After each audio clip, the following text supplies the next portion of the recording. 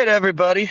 Welcome back in to Tavern Takes. I am on a solo mission here late at night from a bench right next to the school that my wife teaches at because my wife and daughter are sleeping.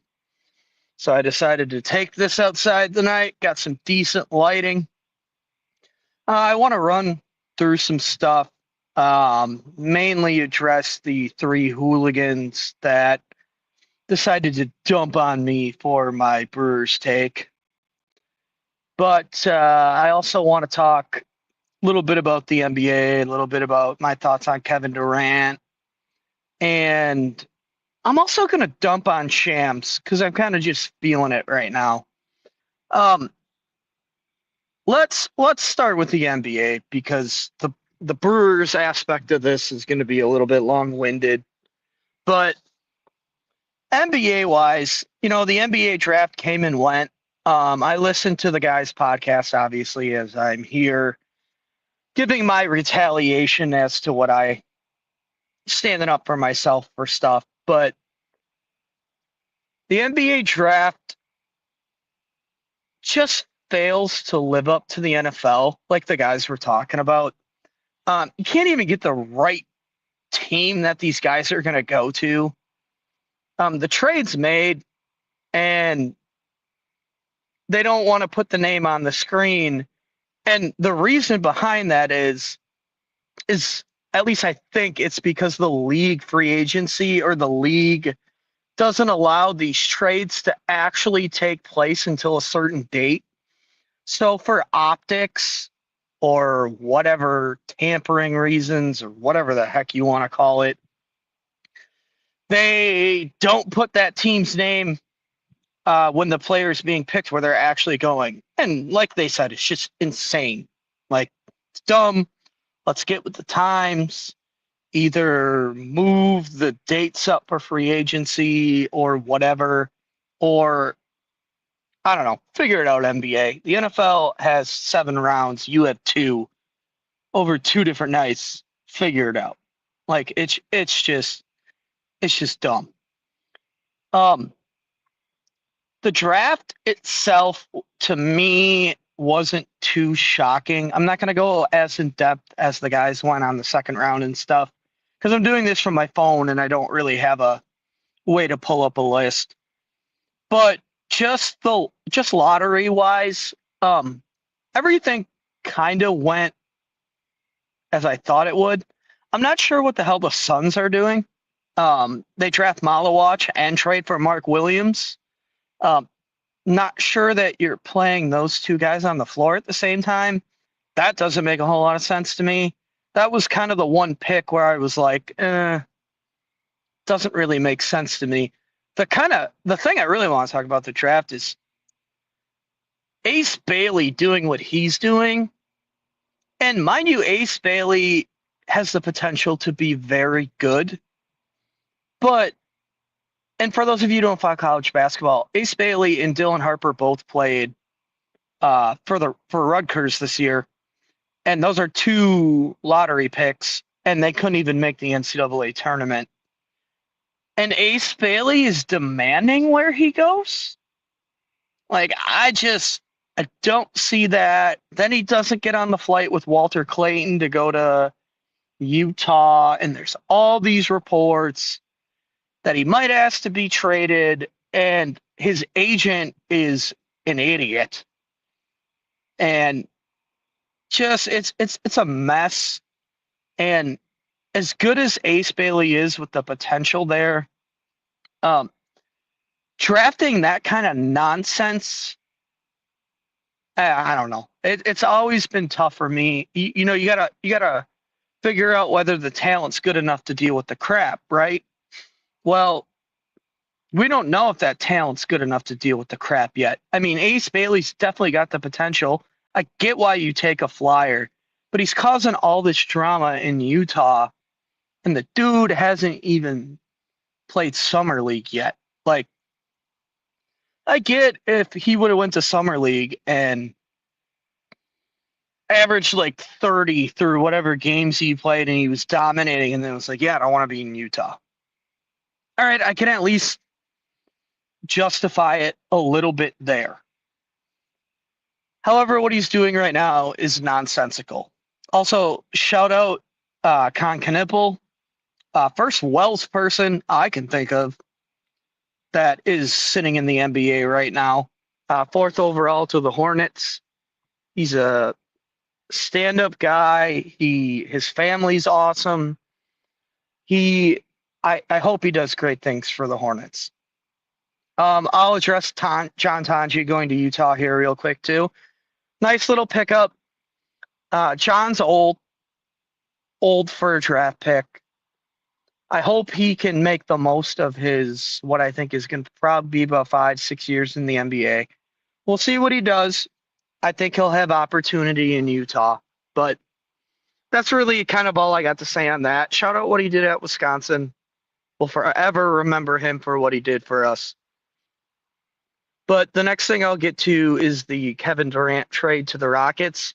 Like they said on the pod last night, pretty much seems like Kevin forced his way to Houston. Not uncommon of Kevin Durant. I don't hate Kevin Durant by any means. I actually like him. Think he's awesome with his rebuttals on Twitter and all that stuff.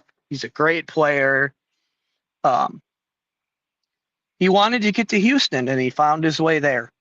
We'll see what they're able to do this year. I think the West is pretty open. I know a lot of people will say that Oklahoma City has the potential to be a dynasty after winning this year. And while I kind of agree with that, I still think I don't think they're so dominant right now that they can't be had in the West in a 7-game series. If Chet Holmgren takes that next step forward, maybe you can sell me on the Oklahoma City dynasty. But for right now, I'm not saying it's a one-off, but the West is open, and Kevin Durant in Houston definitely puts him in position to get back to an NBA Finals and potentially win it. This is the most open I can remember the NBA in quite some time. And unfortunately, it's due to Achilles injuries and other injuries and the length of the NBA season. But at the same time, it's kind of good for the NBA because I guess you get more viewers in the playoffs when it's open, and you get some smaller markets making some moves in the playoffs, like Indy and like OKC this year. All right, let's quickly get to the whole reason I decided to hop on and do this live stream tonight. Oh, actually, I forgot. I want to crap on Shams first. This guy might be the dumbest ESPN reporter they have. Giannis goes on about 6 different platforms, says he wants to be a Buck. And these bozos, especially Shams, going on the Pat McAfee show, what feels like daily. Oh, I'm not so sure he knows what he wants to do yet. He's only flying every two-way player and second-year player out to Greece to work out with him. I'm not a genius, but I'm going to guess Giannis is not spending his hard-earned money flying out teammates that he wouldn't be playing with next year. It's just dumb. Shams is so dumb. The guy's lost all credibility. I can't even deal with the stupidity of him. He just does not. Take the L, Shams. Take the loss. You were wrong on one thing. If he'd have just taken the loss and been like, oh, whatever, I got this wrong. Like, whatever. People get things wrong. Sources are wrong. Giannis keeps things close to the vest. That's not uncommon. But the fact that this guy will not just walk it back, he's going to drag it out and make himself look stupider and stupider. It's infuriating. What are we doing, ESPN? What are we doing? All right. Now that I got that off my chest, let's go to the Brewers. I'm sitting here sporting a Christian Yelich jersey right now. I love the Brewers. Um, I know it may not seem like it with these takes that I have. Sawyer said it was due to one game, 5 games in, that I decided to spend money at and they lost. And while I did go on a rant that night after the game, that is not why I have the hot take I have right now. The hot take I have right now with the Brewers potentially, and mind you, I said fourth is in play. The hot take is I think they finished third. And that has more so to do with the strength of the Central this year.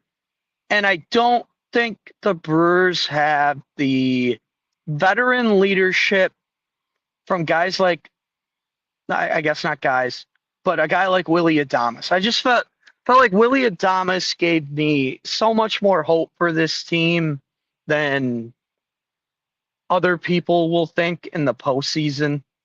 He was a veteran guy.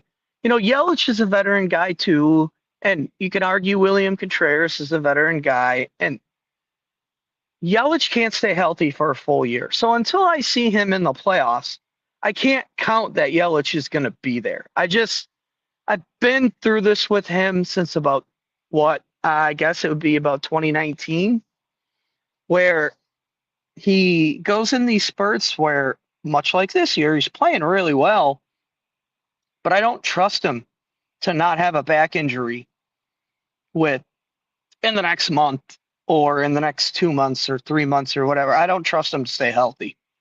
William Contreras has been good this year, not as good as he was last year. I would count him as somebody I trust in the postseason.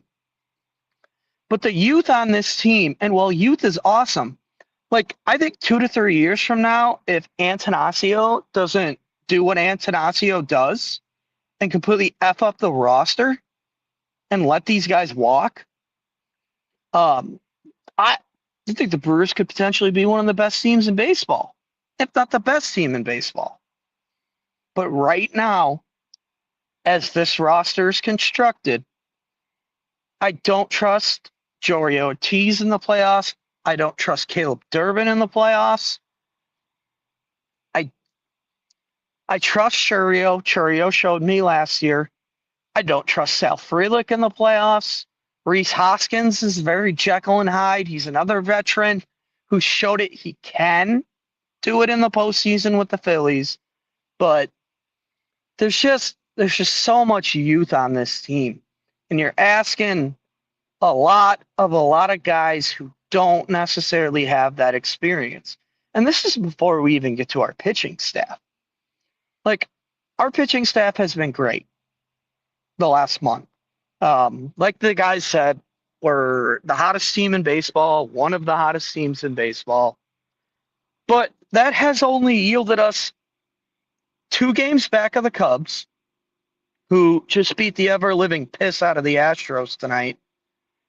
And we are a game and a half up on the Cardinals, and I believe 4 games on the Reds. And like they said, it's early, and I agree that it's a hot take, but it's a hot take that I'm ready to roll with. I don't trust this pitching staff down the stretch. Miz is awesome. Miz is going to be lights out. Miz also has some command stuff that is eventually going to catch him a little bit. And also, that's a guy who's never pitched in a postseason in Major League Baseball. You got Quinn Priester, great game tonight. 11 strikeouts, gave up 1 hit through 7. Again, it's the regular season. It's a guy I've never seen pitch in the postseason and show me he can be lights out in a postseason.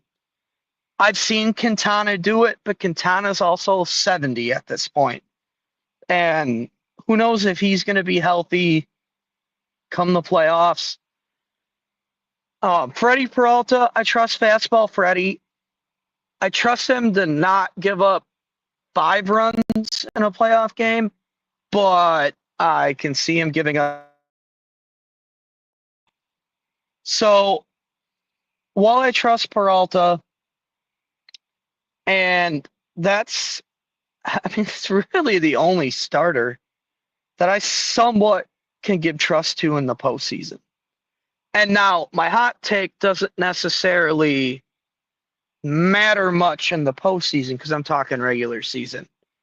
But my point being is I think the division is going to be so tight coming down the stretch this year that while it won't be the postseason, the month of September will be like a postseason for the Brewers, where you're gonna ask Mizorowski to take the hill in a clutch game to get you a wild card spot, or you're gonna ask Quinn Priester to do that. And I, I just, I just don't know that I trust it. I've seen this team outperform expectations every year and absolutely crap down their pants in the playoffs.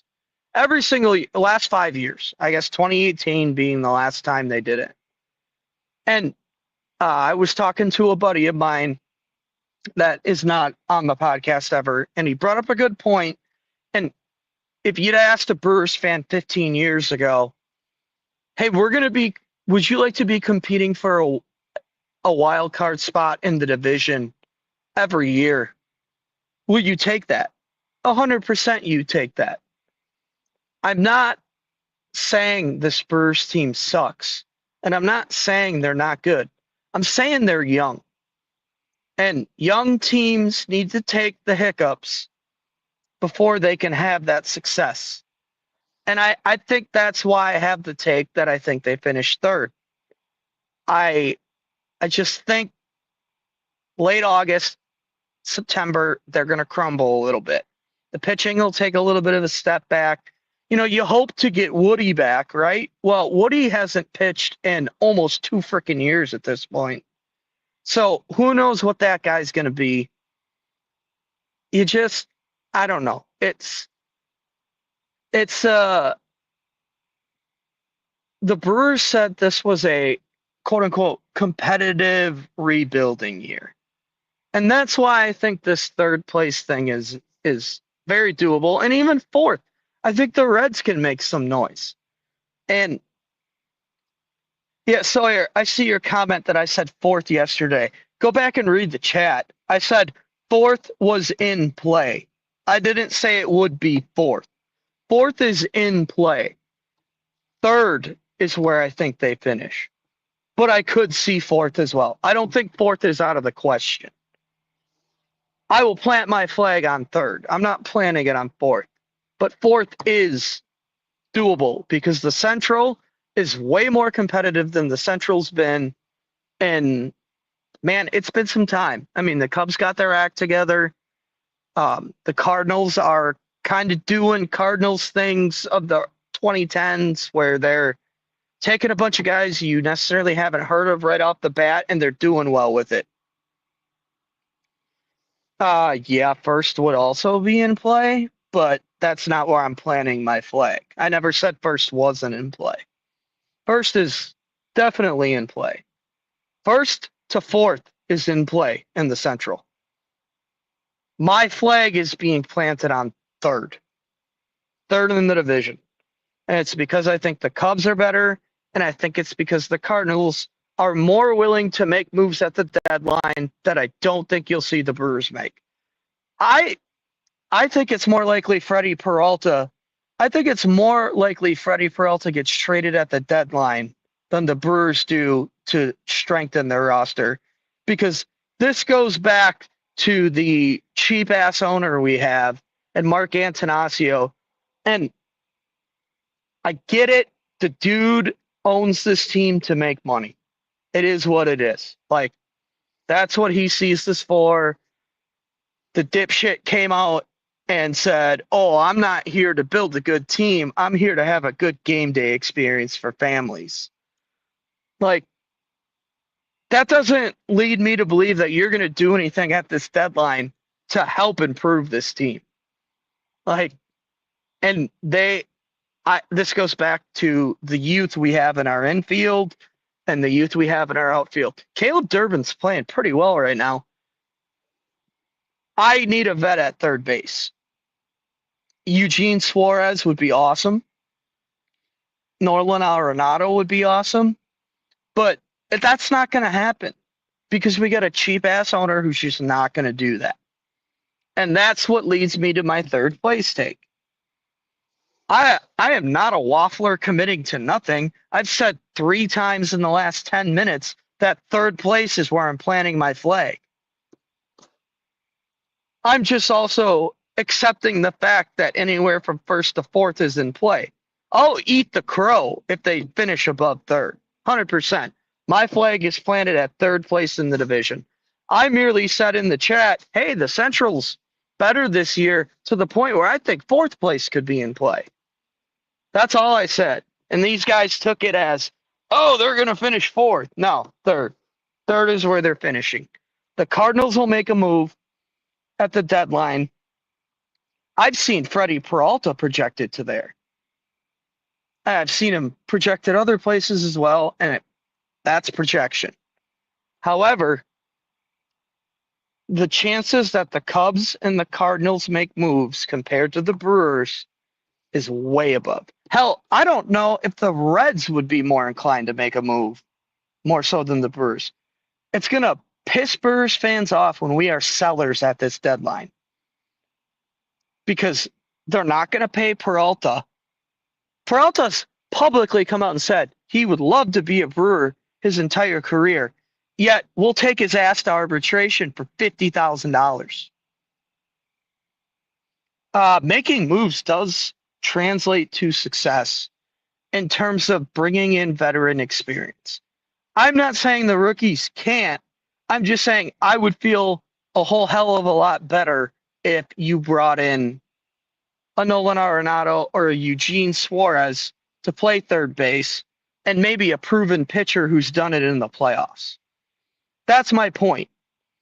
My point is where the roster sits right now, I think it's a year or two out from being a very, very dominant roster. Oh, it's way too late to end this sad stream, Justin. Way too late.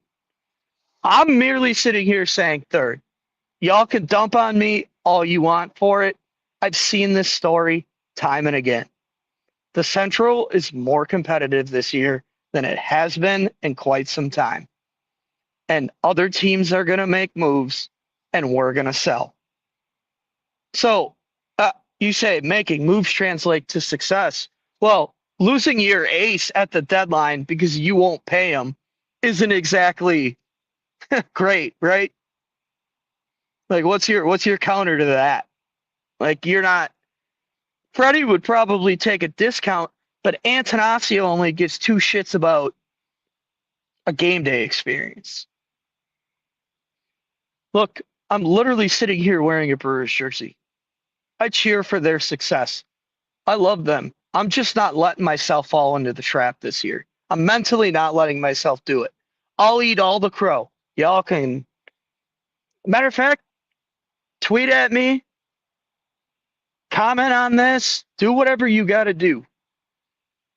Call me out. I don't care. I'm here to throw my flag where I'm here to throw my flag. The Spurs team is a year or two out from being good. So I'm going to end it with that. Like, I could sit here and shit on Attanasio a hell of a lot more because that guy needs to sell this team to someone who's willing to pay some money to keep these players that our farm system develops so damn well. It's just so hard. So heartbreaking getting attached to these players and watching them walk. William Contreras will not be a Brewer next year. Freddie Peralta will not be a Brewer next year. And it's infuriating because it's impossible to get it. It's like cheering for Wisconsin football and Wisconsin basketball and collegiate sports. And I love collegiate sports, but you can't get attached to these guys in the transfer portal days because they're just going to move on to a better opportunity. And our owner could have something to say about that to keep these guys in Milwaukee, a damn loyal fan base who shows up all summer and all fall and all spring to support this team, and that cheap fuck won't pay an ace, a number one pitcher, a discounted price. It's just, yeah, I can't deal with him. Yeah, and Justin, you're right. He just wants to make money, and I get it. Like, I can't sit here and say if I was him, I would give a crap about anything less than making money. But uh, the Brewers are always going to have a ceiling, man. Every 15 to 20 years. Okay, Freddie not being a true ace, I'll give you that, but he's our ace, I guess. Yeah, Corbin was a true ace, 100%. And he was healthy. I mean, this year he's not Tommy John, but yeah, I mean that's just one of many different players. You know, Willie Adames, Corbin Burns, guys that loved Milwaukee, but